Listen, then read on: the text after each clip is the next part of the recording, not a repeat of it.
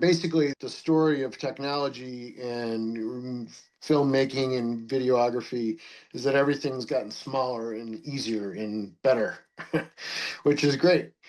Now I have things like, oh, let's see, here's a microphone, a Bluetooth wireless microphone that just sends a signal to your iPhone. The whole world of technology has gotten so much simpler, but also obviously complicated for some things. But yeah, basically, it's been good in that way that to keep on top of things, everything's become easier and better, higher quality, and so it's been fun to be a part of the whole literally analog to digital revolution has been taking place over the last 30 years or so. So it's pretty cool.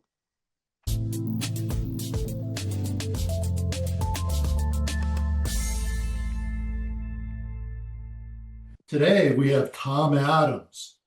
Tom is the founder and director of Reelife Documentary Productions, creating educational and socially impactful media since 1996, 29 years. Wow. Amazing. A three-time Telly Award winner with over 30 years of experience. He has produced films for PBS, museums, nonprofits, and directed more than 300 TV commercials. Based in Williamsburg, Massachusetts, not Williamstown in the Berkshires, Williamsburg in the Hill Towns, Tom holds a BA in Communications, UMass Amherst. Thanks, Tom, for coming on board, and I've been looking forward to this. So let's start it off here. Absolutely. Yeah, it's good to be here, Craig. This is fun. Yes, Something different. It is. And you're the interviewee today rather than the one behind the camera or the drone. It's true. I prefer the other way around, behind the camera, but hey, what the heck? Yeah, and so you're at the intersection of work and play. Here's some questions, a couple of questions for you. How do you combine passion projects with professional storytelling and the role of creativity in keeping long-term projects meaningful?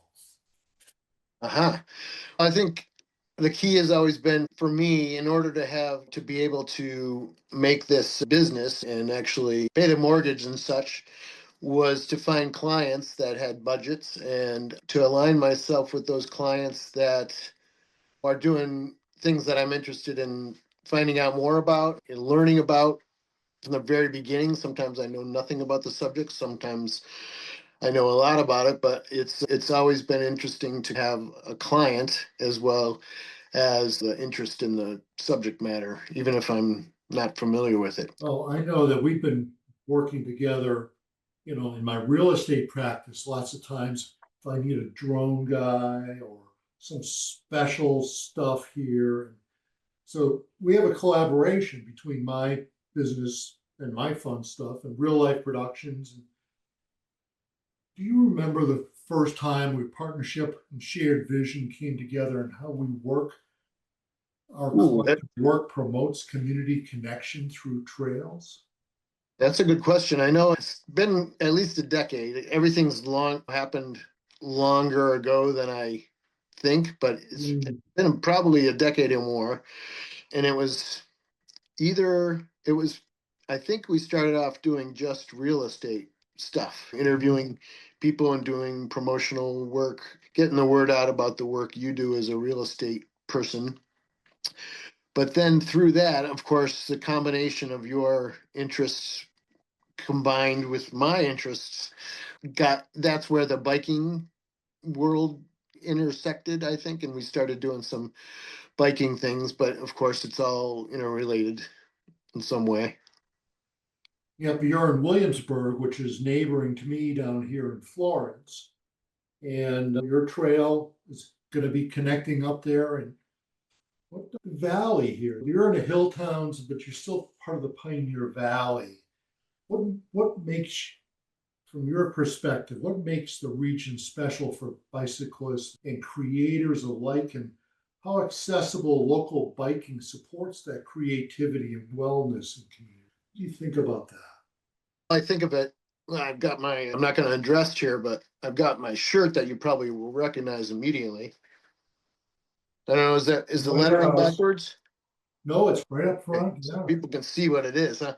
So that's the connection. Yeah, it's funny because it connects with my interest in biking and long distance biking. I guess our connection is similarly connected that way because I've become a big biker. Just, I don't know why. It's just happened over the years. Enjoy it and exercise and exploring and all that kind of stuff. And so here we are out in Williamsburg, and we actually moved here. I think the year after that, the rail trail got voted down or related anything. It was a very controversial topic before we moved in. I think the controversy kind of settled down, and people would just made do with the way things were. And but the rail trail has been increasing in popularity, and it's a great connector right from out my door down through Haydenville, and you can get on the rail trail and ride to Belchertown at the moment. Eventually, we'll be able to ride all the way across the state. Yep, it's getting built out, and Belchertown's starting to move forward with some grants. And you mentioned the zoo in Williamsburg. This podcast will go out widely, and there's a couple of things we need to explain to people from afar about Massachusetts. That in Massachusetts, towns, in order to move any change in the community forward, they generally have to have two-thirds majority at a town meeting vote.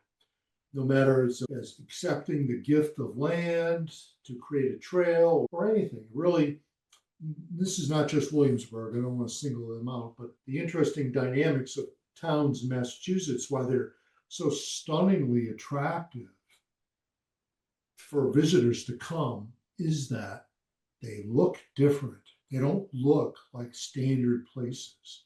And the reason for that is that two-thirds majority. So it's very difficult to do. Even as well loved as a rail trail might be, there's certainly a minority who could be extremist opposed. And so to get the two-thirds majority on a controversial thing is going to be very difficult. And so that's why you don't have change for the bad, nor change for the good. Lots of times it just doesn't change. Yeah, I hadn't thought of It's that. different. It's a good point. Yes, it's a little hidden thing that most people don't realize about Massachusetts. It's a small state, and there aren't any real counties per se. People in big states with counties have big roles. There are no real counties here. So it's 351 cities and towns and the state largely. And so there's different complexions here. And you mentioned Haydenville and Williamsburg. Most people don't realize that, yes, Massachusetts has 351 cities and towns, but all towns or cities, they all have these little villages that seem to be intact things unto themselves. They look like different from the overall larger community. And it's because they're unincorporated places. If you go to the Secretary of State's website, they will have, if you search in their search panel, put in the phrase archaic names.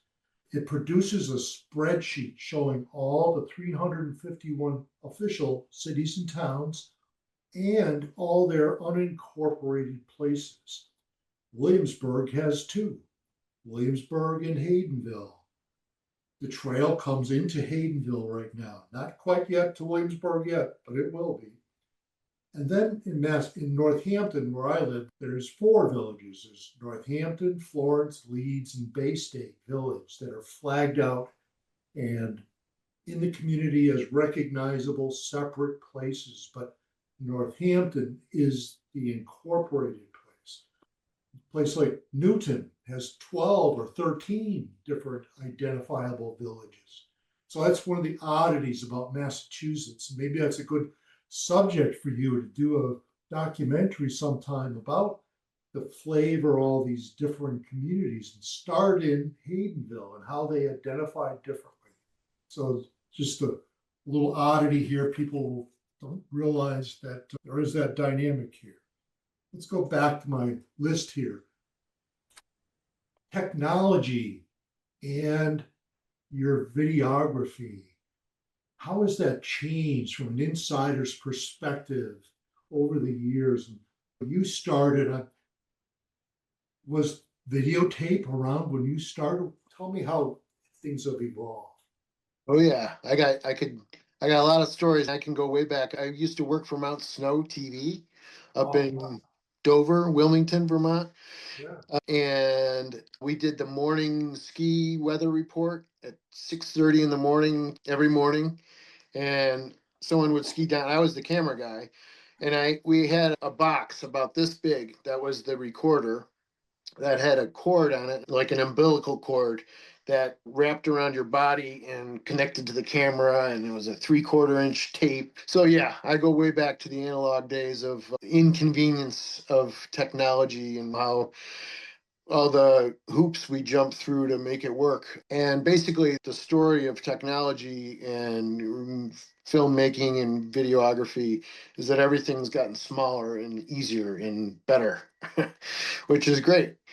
Now I have things like, oh, let's see, here's a microphone, a Bluetooth wireless microphone that just sends a signal to your iPhone. The whole world of technology has gotten so much simpler, but also obviously complicated for some things. But yeah, basically, it's been good in that way that to keep on top of things, everything's become easier and better, higher quality, and so it's been fun to be a part of the whole literally analog to digital revolution has been taking place over the last 30 years or so. So it's pretty cool.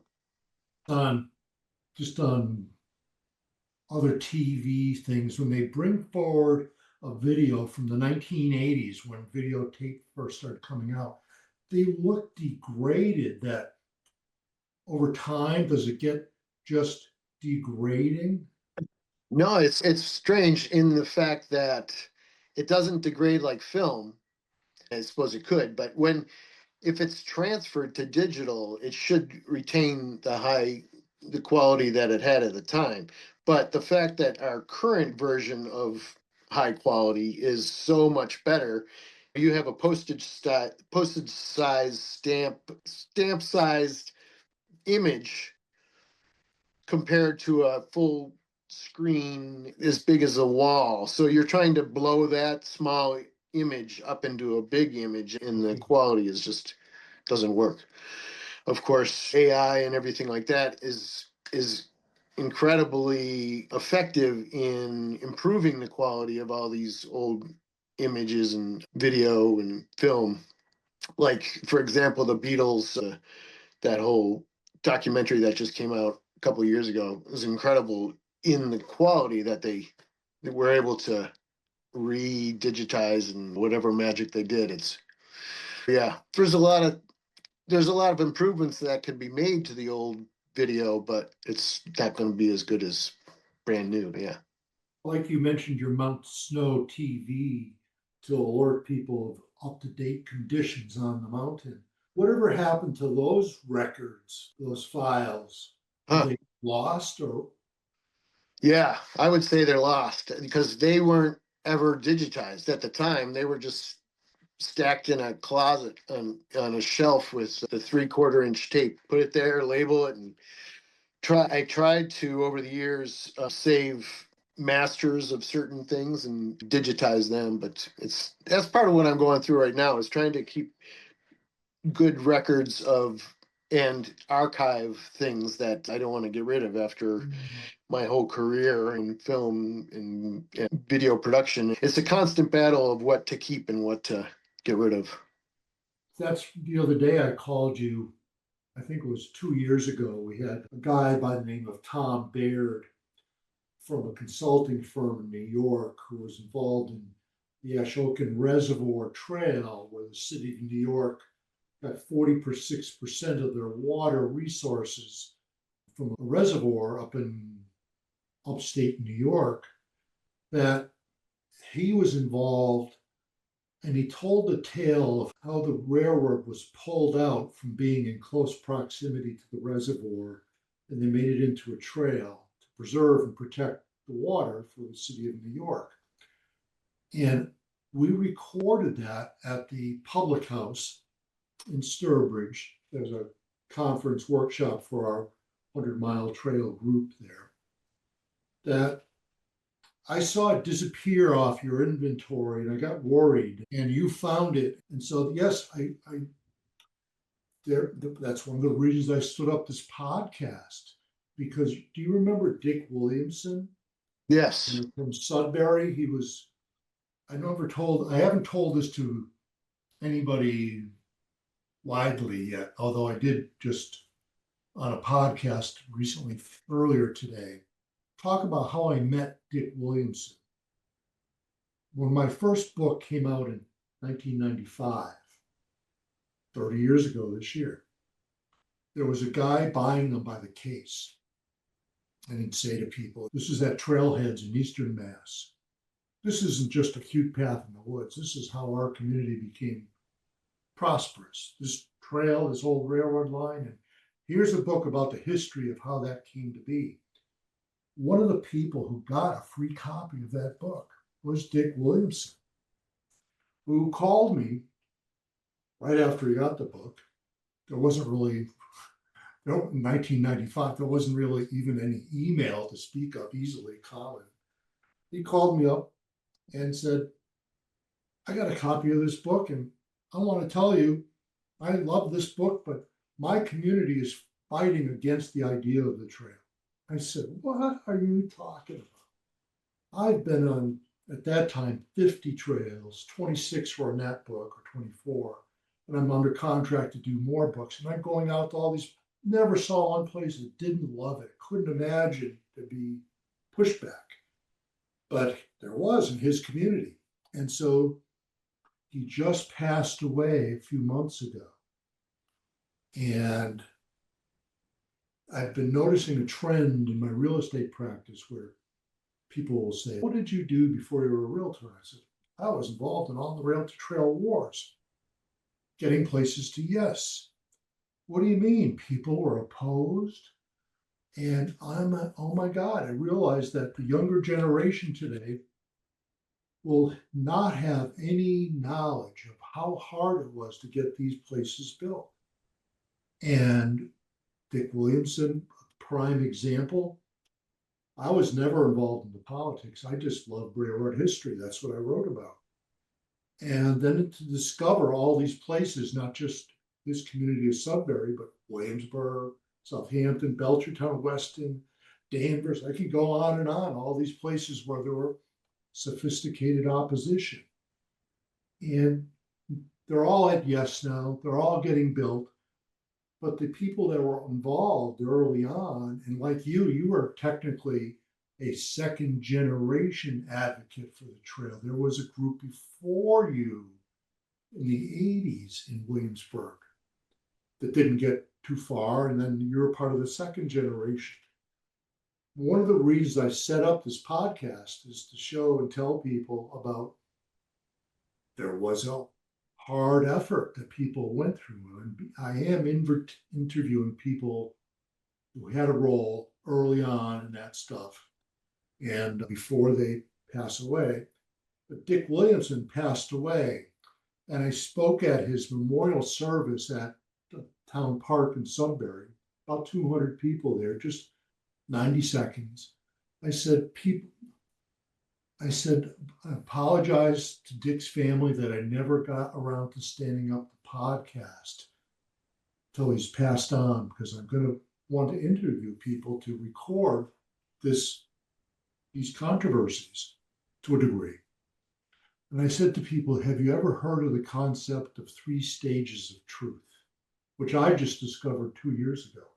And it's from the 1850s, a German philosopher sort of called out the 3 stages of truth. No matter what newfangled idea your community was going to undertake, their first stage of truth is people will scoff at that idea. Oh, that'll never happen. The second stage has become hard, dead ender fight to the last breath opponents.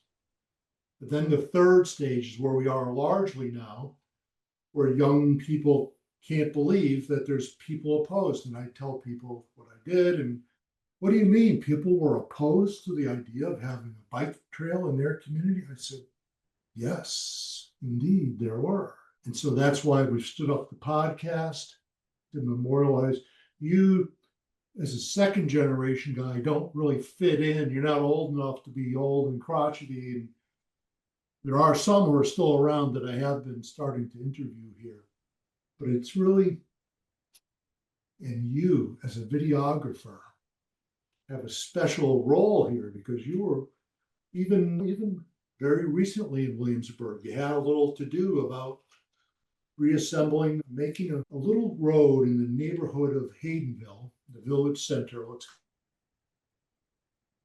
call it, into a better place for walking and biking to be defined and separated so people would feel comfortable. But that was a controversial idea, but you finally got to yes there. You're at your town meeting. Can you tell me about the town meetings there in Haydenville and section of Williamsburg and how that happened and an update there? Yeah, it's tough.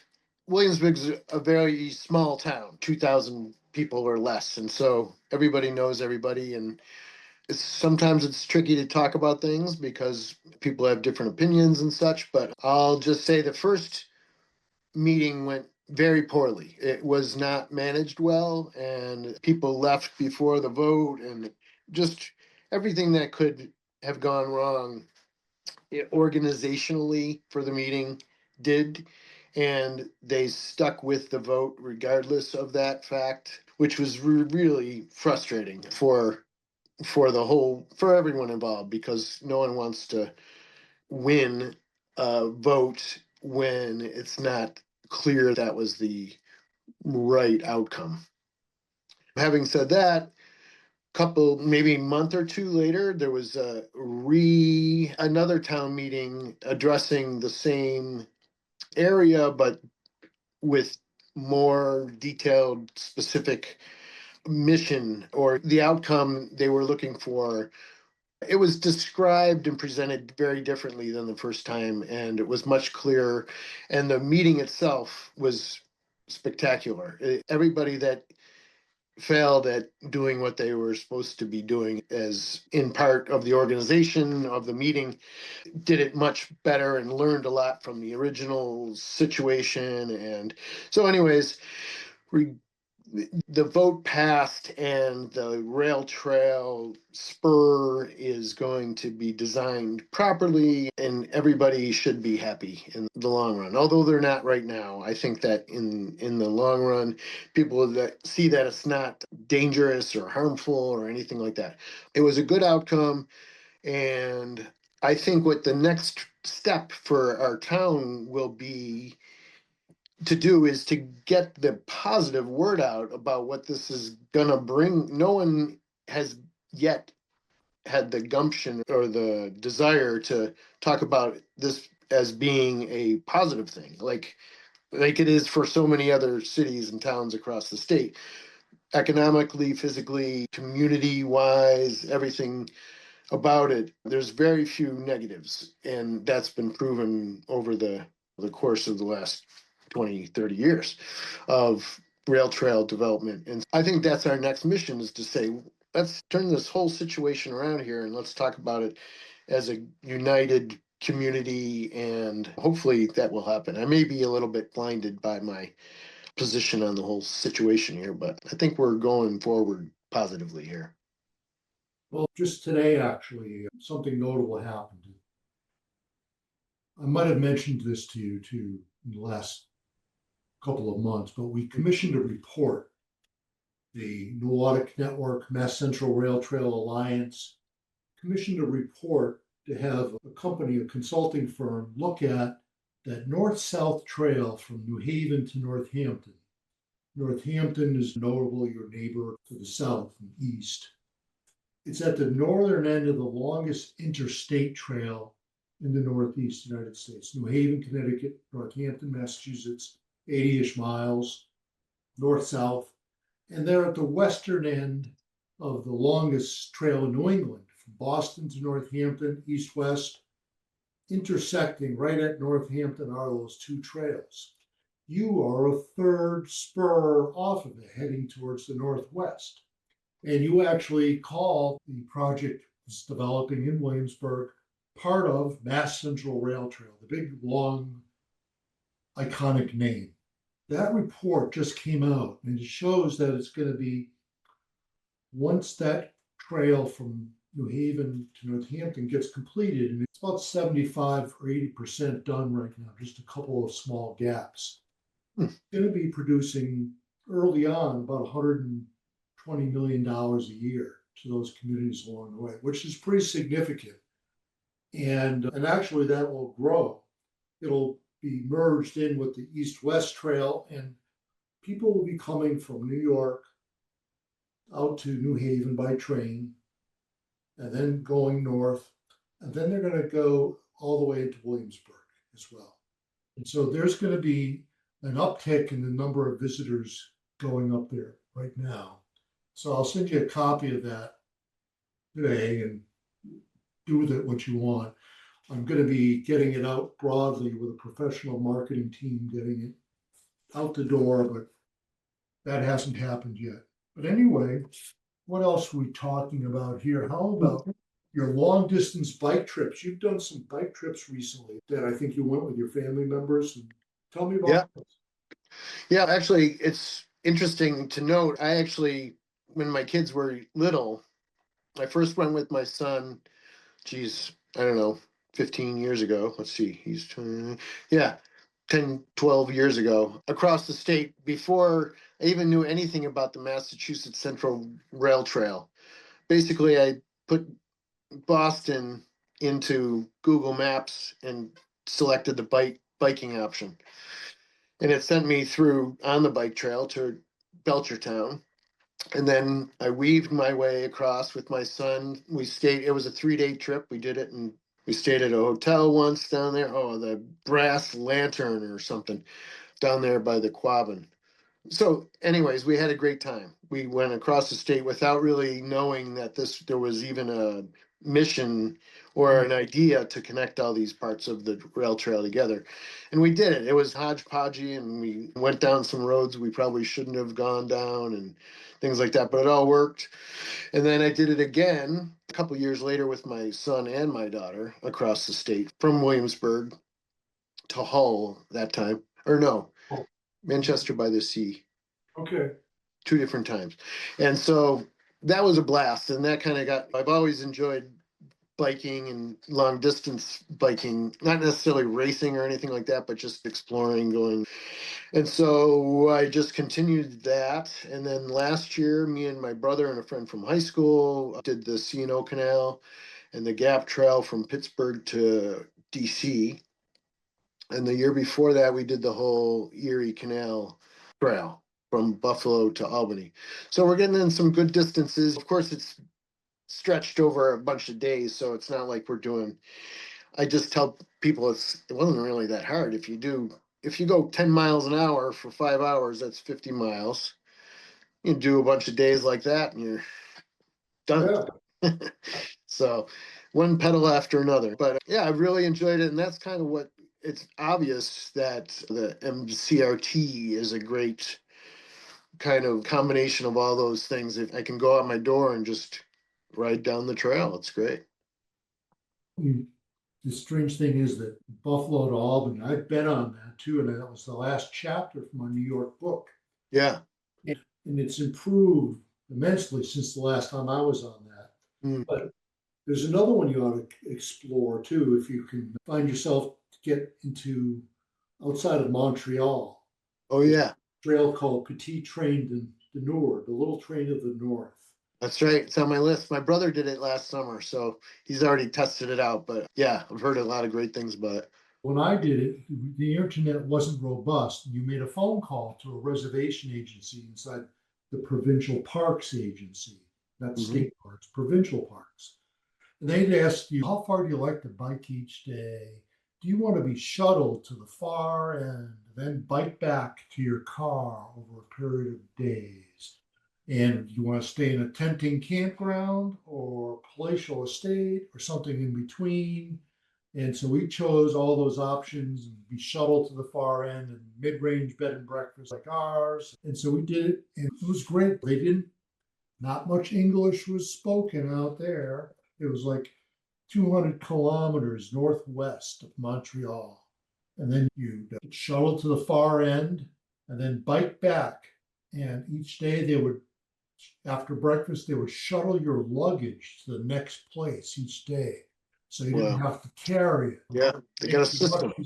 Yes. And so give you a way to spend money. It's called Wallets on Wheels, the concept of bike tourism. And though they didn't speak much English, they did speak debit and Visa in the stores we went to buy little things along the way, and they would ship it to us. When we got home, all the items were waiting for us as memories of our trip there. And so it was very well thought Amazing. out. You know, it was the Laurentian Mountains. The little train of the north used to be the ski train out of Montreal to go to the ski resorts. And so, thumbs up, you got to go try that. Yeah, that was on the list for next year. We're going to the Ohio, actually, from Cincinnati to Cleveland Oh, okay. on that rail trail. It's the Erie Rail Trail, they call it. Yeah, and now that sounds really long. Are you being shuttled to the far end and walk bike back to your car? How's the logistics work? That's a good question. I think we're actually, yeah, people, there's a bunch of different ways. There is a shuttle service. People rent cars or a van, put your bikes in the van. And so I don't know if we figured out the final step of the thing, but we do have the Airbnbs booked, and we're going. What's it? Send me that. When are you going to be doing that? I think it's July next year. Yeah. Are you going to do a little short video clip of each day's on the trip? What do you? Oh, yeah. There's always, I'm actually, last night I was up late editing my trip like this summer from Pittsburgh to DC, just because I got hours and hours of stuff, and it's, I don't know. I debate whether it's worth putting it all together or just having good memories, but might as well use Well, it, right? yeah, if you put it into something concise and memorable from you as a positive thing, I'll put it in my e-newsletter. Oh yeah, sure. I'd be glad to do that. I got it. That's part of what's nice about having clients is you got a project, you got a deadline, and you got to do these things. Because I've got so many side projects that I guess when I retire, that's when I'll do all my own stuff. It's very valuable. You mentioned Airbnbs. We're going to be standing up in Worcester County, flyover country on the East-West Trail.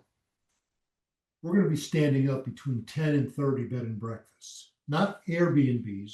There's a smattering of Airbnbs there now, but they're hidden, and a lot of them went away because they pay so much money to San Francisco. It isn't worth it. The state has implemented taxes on them.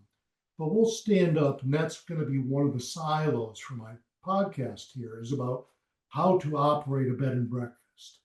Because I've heard somewhere that 80% of the American adult population has dreamt, even fleetingly for a moment, the idea of operating a bed and breakfast.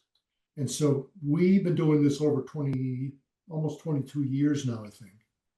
And we want to stand up bed and breakfast here in the communities along the corridor in Worcester County that are frail and forlorn, a little forgotten, like Ware, Gilbertville, Wheelwright, Braintree, just that little pocket there, a 30-mile stretch in Worcester County. New Braintree, right? New Braintree, yeah. Yeah. That there will be people who want to do this, set up a bed and breakfast, be tied to the trail, have an association that's branded Mass Central Rail Trail Bed and Breakfast Association, and be part of the infrastructure there. And people will love that, and it's doable. Yeah. Yeah. The time is now. It's so Right. For all those towns you mentioned, it's a no-brainer, I think, to have put down a little coffee shop right next to the trail. All these little things that could, I would think that would really be successful. Yeah, I think you're right about all that. The Mass Office of Travel and Tourism, excuse me, Mass Office of Outdoor Recreation, MOOR, they are one of the sponsors on an event coming up next week. Have you been informed about this? Yeah, on Monday, right? Up at Greenfield. Yes, in Greenfield. Yeah, I think I'm Are you- going. You're going to record there or just be an attendee? Just be an attendee for this year. Okay, I may do some recording, but it'll be just impromptu. okay. Because I'm going up there too to talk about opportunities that are not largely known to that crowd about this realm, what we're talking about here. Yeah, that's what I figure. Yeah, Yeah, yeah. they'll be very valuable. There's lots going on that I'm glad they're standing this up. Paul, our mutual friend, is very much driven on this, which is very good. So it's Yeah. And so many people too. The fact that the progress that's been made across the street across the state with the trail is really good news. It's more actual construction and paving and putting up of fences and taking down things, and all the action it's amazing. This just in the last year or two, it's been fantastic. there has been like an awakening here that since Mass DOT did the report about can this thing actually be finished, and then challenging us to do a report about how much would be worth if it gets finished. And now with this booster rocket, the second report we just produced, it's like a second stage rocket, booster rocket to be added to the overall impact of the East-West Trail. And this is Yeah, I saw the Sudbury overview of the rail trail, and that was just fantastic. And I would like to replicate that. That's what I was talking about earlier about highlighting the positives of a rail trail coming to town and doing something similar for Williamsburg, because people need to know that it's part of this big picture. It's not just this silly little trail going through town. right. It's a huge deal, and it's a good deal. That reminds me of the old tavern, been in Williamsburg proper for Oh yeah. 200 years and recently bought by a team out of Framingham because they know the trail is coming, but it hasn't yet opened, been remodeled enough to be opened. What's going on with that project? Yeah, there's a lot of I don't know, officially they had a nice little opening during Williamsburg's porch over a couple of weeks, months ago. Oh, okay. So they were open, and there's a lot going on that I don't know is official or whatnot, but they're in business. They're brewing beer, and they have been for the last couple of years. But the restaurant is what's up in the air. And Okay. I think what's going on is it's not all that profitable to run a restaurant anymore, but it is No. to brew beer. There's talk of maybe having the outdoor area open, but see, now winter's approaching. I don't know. I'm not really sure of the status of things, but they're very well positioned to be very busy in the next, as soon as the rail trail people empty out into the road there, they're going to have some business. What's next for Reelife Productions?